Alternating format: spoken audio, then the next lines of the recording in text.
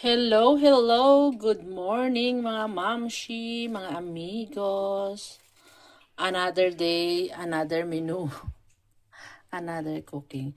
Magluluto po ako ng traditional na luto ng beans dito sa Espanya. So, normally po yung mga beans na mga munggo, yung mga kadyos yan sa atin. 'Di ba sa atin nilalaga muna natin tapos igigisa. Dito po yung traditional way nila yung ipagsasamahin na lahat. So ayan, may binili ako ditong ribs ng baka kasi medyo mas masarap yung baka. Ayan, so ilalagay ko lang yung beans. Ito, ayan, ang beans, white. Yung white beans siya. Then lalagyan natin ng sibuyas. Lahat ng mga pampalasa lalagyan na natin. Ayan.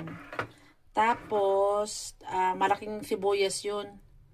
Mura kasi dito mga mamasyang sibuyas. Tapos lalagyan ko na rin siya ng bawang. So yung bawang sinama ko yung, pero hugas naman, yung balat kasi nagbibigay ng flavor. Yung balat. So later pagka lumambot na siya, lahat, mamash na lang natin siya diyan sa may soup. Tapos lalagyan natin ng asin, pimienta, ganun lang po. Tatakpan ko. Ayan na mga mamshi, ready na. Ayan, 'di ba? Oh, may tagahalo ako talaga official. Parang gusto niya na raw languyin. Nilagyan ko rin yan ng carrots, 25 minutes kung niluto, o 'di ba? Ganyan.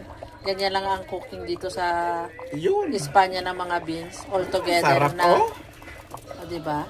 Sarap.